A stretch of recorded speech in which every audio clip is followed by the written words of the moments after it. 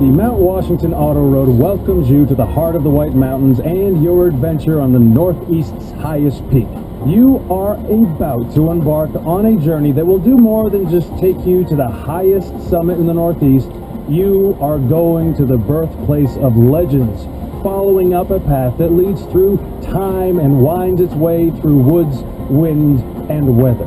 At the state park on top, you'll see the home of the Mount Washington Observatory and the historic Summit Stage Office, which is where the world's highest winds were recorded in 1934. More about that later. This audio tour will be your information and entertainment guide as you travel on the oldest man-made attraction in the United States. Your driving time to the top will be approximately 25 minutes, and this tour will help you understand a lot more about the remarkable views and amazing things that have happened here since the road opened to the public in 1861. Now, before we get into all the storytelling on how this remarkable road came to be and some of the funny things folks have done on it, we have some pretty important information to pass along. Among other wonders, you will be entering the fragile alpine zone, home to many rare and unique forms of plants and flowers. There will be many opportunities to stop your car and walk around, so please take care to leave these special environments as you found them. It is only because others have been thoughtful in past generations that these small, endangered treasures are still here for us to enjoy. So if you watch your step, future generations might have the same opportunity. It is only through our continued stewardship that we can protect and preserve the resources that we all treasure. Now just imagine that this road opened to the public in 1861, and the scenes which are about to unfold before you have remained unchanged since then. Also unchanged is the need for safe driving. Now the road's remarkable safety record over the past century and a half is because drivers, whether in horse-drawn vehicles of the old days or the motor vehicles of this century, respect the basic rules of safety, which apply to the trip up and down Mount Washington. As you ascend the mountain and then descend after your visit to the summit, these driving tips will help maximize safety and minimize inconvenience. Please keep the following in mind as your journey continues. The auto road has two-way traffic coming and going at all times. Keep to your side of the road. Don't worry, it's wide enough for two cars to pass anywhere on the road. We urge you to drive up in low gear. This means less work for your engine and allows it to run cooler. You should stay in low gear for your entire trip up and down the road. If ever there was a road that was designed for low gear, this is it. Mark Twain once said, "If you don't like the weather in New England, just wait a minute." He must have been thinking of Mount Washington because things can change quickly and dramatically around here. Depending on conditions, you should maintain a speed of approximately 15 to 20 miles an hour. Now, your actual speed will depend on traffic and prevailing weather conditions. If it seems like you're holding up cars behind you, please be considerate of others and allow them to pass. Avoid using your air conditioner, as this may cause the engine to overwork. There will be plenty of cool air to refresh you as you continue to gain elevation. If the vehicle does begin to run hot, turn on the heater. It may sound strange, but it will actually help cool the engine. Should you find yourself driving in a fog at any time while on the mountain, turn on your headlights for the sake of all oncoming traffic. And please remember, it's a New Hampshire state law that all persons under 18 years of age must wear a seatbelt. If either on the way up or down, for any reason you need assistance, flag down one of the white and green vans or road crew pickup trucks. Our drivers will be happy to help you in any way. Also, remember that cars coming down should yield the right of way to cars going up. Now, let's get to the storytelling about the place you've come to.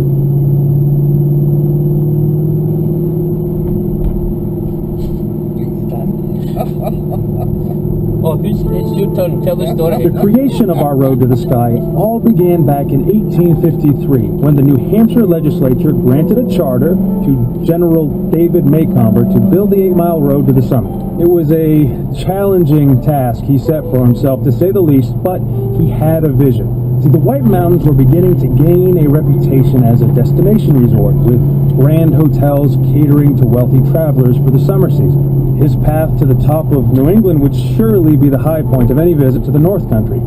Your presence here today confirms just how right he was.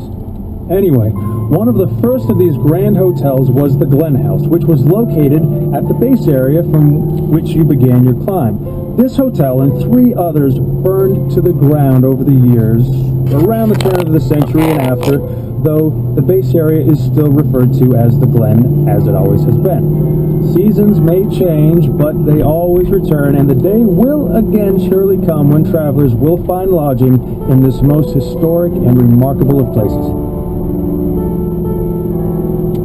As you drive on through the hardwood forest, try to imagine what the early road builders faced. Dense trees and underbrush, sloping ridges, and immense boulders and ledges were at every turn. Not a particularly inviting place to excavate a road, but this is Mount Washington, and no adversity would be too great if it resulted in the conquest of this famed peak. One young woman who visited the Glen House in 1854 explored the work in progress and wrote an article for Harper's Weekly magazine. In it, she recounted her memories of the road as a work in progress. We have all been walking in the lowering twilight on the road which is making its way up Mount Washington. Though nothing is impossible to modern science, it would seem impossible to vanquish the obstacles to the enterprise, the inevitable steepness of the ascent, the rocky precipices. We passed on through the debris of blasted rocks, stumps of uprooted trees, and heaps of stones, till we got far enough into the mountain to feel its stern solitude. Mary Langdon. And when that was written in 1854, they were still 7 years from completion. Fortunately for General Maycomber, his financial backing ran out halfway up the mountain, so it ended up taking 2 companies. Years of back-breaking labor, blasting, logging, clearing, and grading to complete the task. During a 2-year delay after the first company had failed, it was questionable as to whether or not the project would ever be completed. But the lure of Mount Washington was too great to keep this road from reaching the top. It was particularly difficult to make any progress with natural obstacles such as the weather combined with the primitive technology of the era to slow things down. Since dynamite had not been invented yet, all the blasting was done with black powder, a dangerous and at times unstable explosive.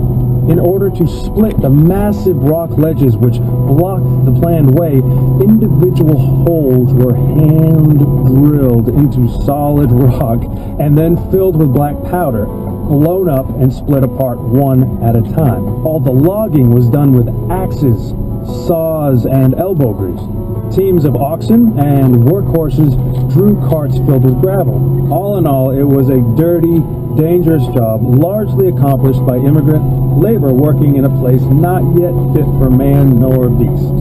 But finally, on August 8, 1861, it was done and done right. Many decades later, in a study completed with aerial surveys and the latest technology, the Army Corps of Engineers could find no improvement to the route as laid out in the middle of the last century. Today, this toll road is still privately owned and operated by the Mount Washington Summit Road Company, and with very little change of ownership, has remained a family business. As you continue upward, glimpses of mountain vistas begin to reveal themselves, but it wasn't always this way. In fact, around the turn of the century, logging barons had virtually clear-cut much of what is now the White Mountain National Forest. The decimation of these native forests created not only fire and erosion dangers, but created such an unsightly mess that the cause of conservation was taken up by the average citizen and politicians alike. As a result, the Weeks Act of 1911 established the White Mountain National Forest, among many others. These mountains remain protected today as a pristine reminder of the natural beauty of the wilderness. It is ironic, though, that it took the near destruction of everything that you see around you to motivate the effort to save it. Thankfully, what you see today is remarkably similar to what the first adventure seekers found in 1861. It was called the carriage road in those days, and there were as many as 25 mountain wagons and 120 horses in service each day of the season. These mountain wagons were specially designed and constructed for the carriage road by the Abbott Downing Company in Concord, New Hampshire. This company manufactured the famous Concord stagecoaches, which, aside from being shipped worldwide for use in commerce and transportation, were used in practically every Western movie ever made. The carriage road mountain wagons were pulled by 6 horses and seated as many as 12 passengers. A typical trip took 4 hours to get up, and though no one was in a rush in those days, passengers were at times asked to assist with one task. On windy days, those making the journey were asked to get out and collect rocks to add weight to the wagon so that it wouldn't tip over in the strong winds above treeline. Now, the ride down was another adventure in itself, taking a good 2 hours. The wheels on every trip down wore through a set of leather brakes as the horse, driver, and wagon fought gravity the whole way. Also, the carriage road stages weren't alone on the road by any means. Individual hotels had their own coaches for their guests, while other folks drove the family buckboard or surrey or rode on horseback. Then, as now, it was an active road that required the driver's full attention. As the word continued to spread, more and more people found their way to New Hampshire's North Country. New railroads continued to push their way past the lakes and into the hills, and while still a rural setting, the world had finally beaten its path to Mount Washington's door. Now, long before traveling tourists found Mount Washington, and way back in the early 1600s, it was thought to be a place laden with riches. The quartz and the mica, which you will see glinting amidst the gray rock above treeline, was mistakenly considered to be diamonds and precious metals.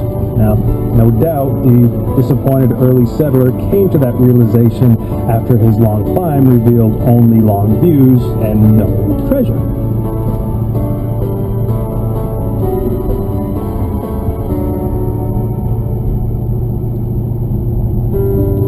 As you continue upward, you will begin to notice startling changes to the vegetation. Nearer to the bottom is a typical northeastern hardwood forest composed of maple, oak, birch, and beech trees. Further on, you'll see fewer hardwoods and more evergreens like balsam fir and spruce. And more significantly, these trees are diminishing greatly in size as the combination of wind, cold, and scarcity of proper soil create a difficult growing environment. Continuing upward, you are entering krumholtz, or crooked wood zone. In some cases, these stunted and beautifully twisted and gnarled trees with a height of no more than just 2 or 3 feet are more than 100 years old.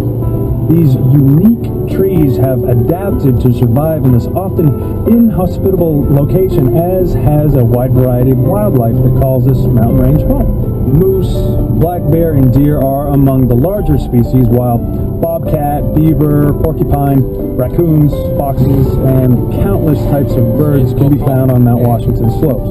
Even on the summit, mice, moles, shrews, and voles have all adapted to survive in this extreme environment. As your journey takes you further up the mountainside, notice it has begun to get a bit cooler and that the trees continue to get smaller. As the road goes on to its height of more than a mile in the sky, 6,288 feet to be exact, the climate changes with it, eventually reaching the equivalent temperature one may find 600 miles north of here in the Arctic tundra region. This is further exemplified by the truly stunning array of alpine flowers, lichens, and mosses, some of which can be seen preserved at the Observatory Museum at the summit. Just think of it, in the distance of just a few miles upward, you've now traveled from the more familiar hardwood forest of our region through the Krumholtz to an area more like that of Alaska and Greenland. In total, there are dozens of rare species of plants found in the alpine zone of the Presidential Range. Plants like the dwarf cinquefoil live only in the White Mountains and nowhere else in the planet and are listed as federally protected species. Many of these unusual plants, though small, are very old, and some varieties don't even flower until they are 20 or more years old. Overall, many experts believe this mountain's landscape that you're viewing to be more than 10,000 years in the making. So again, we ask, when leaving your vehicle to explore the mountainside, you're aware that the endless vistas are only one of the most obvious wonders. There is an amazing world just under your feet, which, if not cared for, could be lost forever. Never pick up or step on a flower. When you're out of your vehicle above tree line, please step only on the rocks. In this way, our fragile ecosystem will be something to marvel at for centuries to come. Scientific interest in Mount Washington has been ongoing for more than 200 years. In the last century, just the novelty of being here was enough to inspire whole books. One famous writer in the mid-1800s, T. Starr King, had this to say about the mountain's various climates. I send you a greeting this morning from the cupola of New Hampshire. If perchance you are suffering from the heat when this missive reaches you, let your eyes cool themselves by reading that just outside the Tip-Top House, the mercury is at 34 degrees. The ride from the glen was very easy by climbers as well as ridges. It was July at the base, late September on the ledge, and November at the apex. Reverend Thomas Starr King. Now, the Tip-Top House he refers to was built in 1853. You're going to see it in just a bit. It is the only original summit building that survived the Great Fire of 1908. The summit, as you'll see it today, has evolved greatly from how it all began so long ago. It's always been a hub of activity for travelers to the White Mountains. The summit community in the 1890s was a very busy place. It featured a large hotel, stage office, railroad station, and even had its own newspaper. Among the Clouds was the first and only newspaper ever to be published on a mountaintop. All visitors to the peak had their names published in its pages along with the local news and gossip. In fact, the latest daily editions used to make their way down after hours on the cogged railway track on a contraption known as a slide board, or more popularly known as Devil's Shingle. Real history was made again in 1899 when a little-known inventor named Freeland O. Stanley drove his locomobile up the road. He did it for publicity, hoping to build a name for his fledgling company. Stanley began his expedition from Newton, Massachusetts, with a goal of finishing on the top of Mount Washington. Now, the automotive age was dawning, and on August 31st, 1899, an unlikely little vehicle looking like a horse-drawn buggy without the horse became the first motor car to climb the mountain. As noted in Flora Stanley's account of the adventure, their journey received more laughter than laurels, as motor vehicles were still a virtually unknown sight to the general public.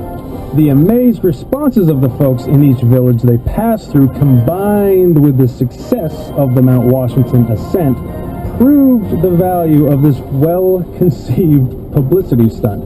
But few realized that Stanley's vehicle was the first of many that would follow, and that a new age had begun. Even F.E. Stanley himself, F.O. Stanley's twin brother and partner, wasn't sure of what the new invention would be capable of. As expressed in an 1897 letter to his wife after one of their horseless carriages nearly caused an accident in town, I wrote you some time ago about motor carriages. Well, I am building one. I'm making all the plans, and it will weigh 350 pounds, and it will be 4 inches wider and 5 inches longer than our best buggy was. It will cost me about $500. It will not be afraid of a steamroller and will have no bad habits. It will stand without hitching. And perhaps that is all it will do. Well, as history had shown us, it did do more than stand still, as did the Stanley brothers, who went on to create the still famous Stanley steamer. You will soon be approaching the summit. If it is a clear day, you are seeing some of the most magnificent views to be found anywhere in the United States. If it is not a clear day, then you are truly learning what it means to be among the clouds. Now, you've already passed the Horn, Oh My God Curve, the Cragway, Cow Pasture, Mother-in-Law's Drop, and Home Stretch. In any case, the summit community welcomes you. Take the time to visit the historic Tip Top House, which holds the record as the oldest summit building, standing since 1853. The Sherman Adams State Park building will offer you a top-of-the-world perspective from the observation deck. Hot meals and restrooms are inside. While there, wander through the Mount Washington Observatory Museum and gift shop downstairs for a look at some rare mementos of the past. And if you only see one thing, be sure to stop at the historic Summit Stage Office, which is where the observers huddled while measuring the world's highest recorded wind, 231 miles per hour in 1934. You won't have any trouble recognizing which building it is. It's the one that's chained to the ground. If your headlights are on, be sure to turn them off before exploring the summit. You should be coming to the summit pretty soon, so save the rest of this tour for when you begin the trip back down. Enjoy yourself at the top of New England.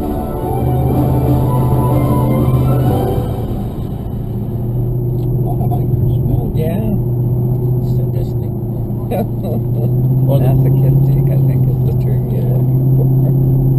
Yeah, or else they were bad boys. They got dumped. Remember that, Ken? Or they were bad boys and got dumped out the car. Yeah. You remember that?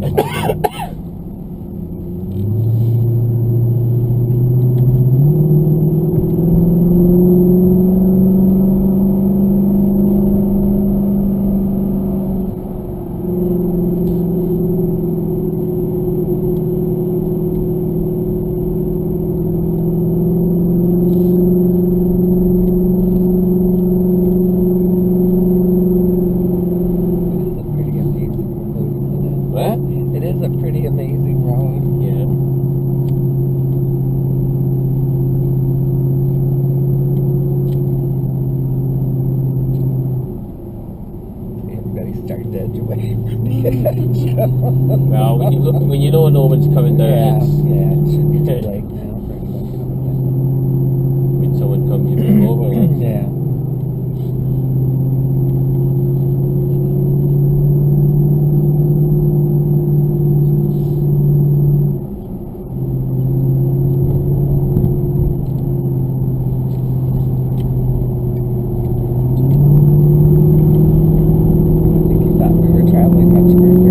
Faster than we actually were. I think that was the adventure.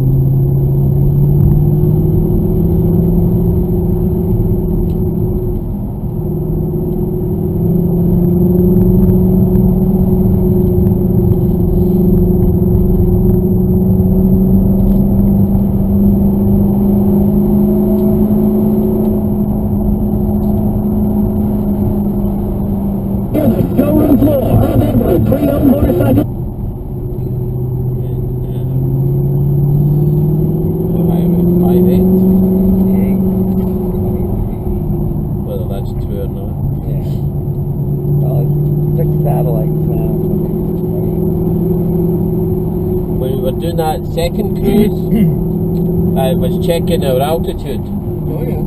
and it was 600, I think it was, Laura? Yeah. And we were coming down, and it went 620, 30, 40, 50, 700, 1100, whoa! It was going up the way instead of down the way. Yeah, we were up and down the road a few times. Yeah. This is where we came to here. We got we had to come down the mountain. Oh, it's really, really clear today. Don't jinx it, but knock on wood. I've never seen it like this. No. And it's not that cold out either. No. Well, they all just had shirts. 72 degrees. 72? Yep. Jeez, they're just telling Dave and ours, don't forget your winter coats. Well, By the time we go down, sunsets, it'll be all good. Oh, that's beautiful.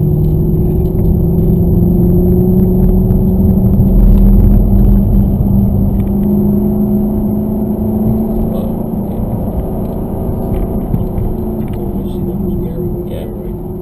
Yes. Oh, look at that.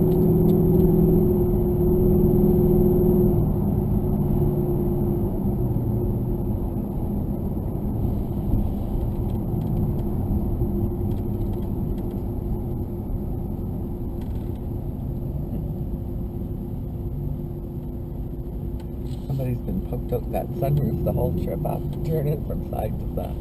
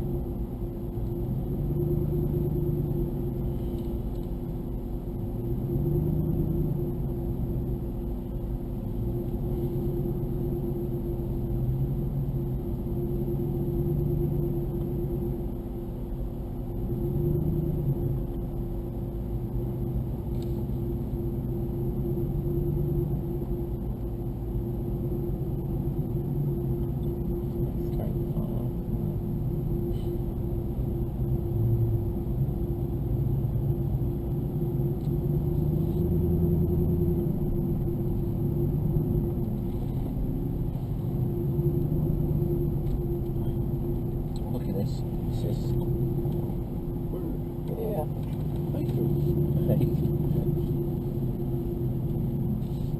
The moon.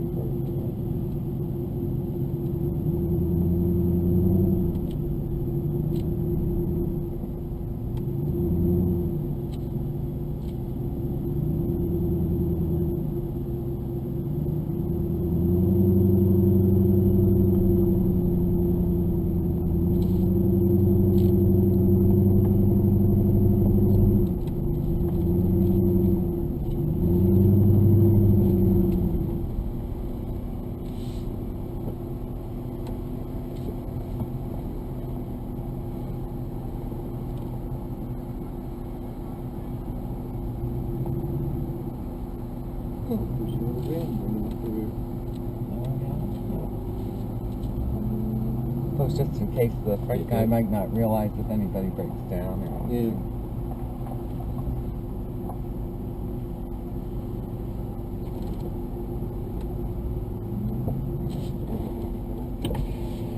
Still got that big bump there. Yeah. People bottomed out on.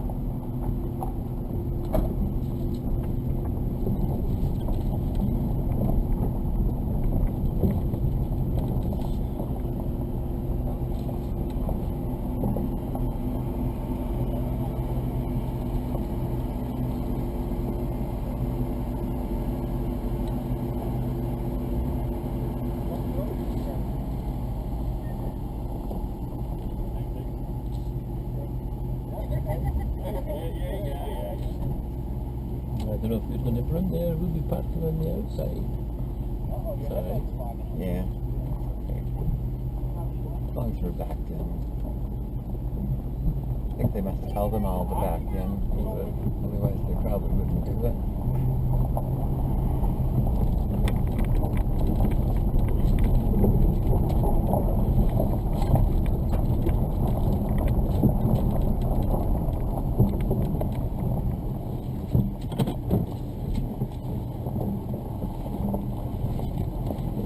Now another of the egg rounds.